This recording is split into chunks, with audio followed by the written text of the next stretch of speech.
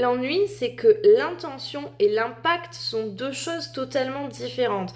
Et aujourd'hui, donc dans cette vidéo qui traite du gaslighting, il est essentiel de prendre ça en compte. Et c'est une distinction qu'on va retrouver aussi dans tous les schémas expliqués des mécanismes toxiques, c'est-à-dire qu'il faut différencier l'intention et l'impact. C'est la base de la base. Alors, même si votre comportement il est motivé par une intention de vous protéger ou de réagir à une émotion, ça ne réduit pas l'impact négatif qu'il va avoir sur les autres.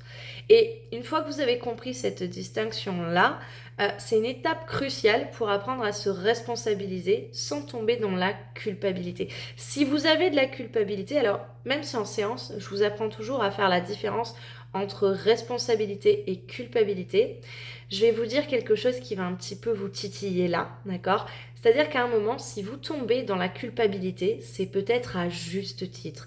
Et donc, plutôt que vous flageller en disant « Oh mon Dieu, c'est trop souffrant pour moi et je me sens trop coupable », plutôt que d'être là-dedans et donc quelque part de ne rien faire, utilisez au contraire cette culpabilité. La culpabilité, à un moment, si on la ressent, la culpabilité est une émotion. Les émotions de base sont saines et elles indiquent quelque chose.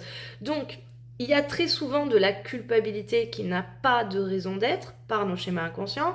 Mais quand on a de la culpabilité parce que nous avons réalisé que nous avions eu un impact négatif, parce que nous réalisons aussi que peut-être que pour minimiser cet impact, nous avons utilisé un comportement toxique, comme par exemple le gaslighting, à un moment, la culpabilité, vous la ressentez pour une bonne raison. C'est les liens de cause à effet.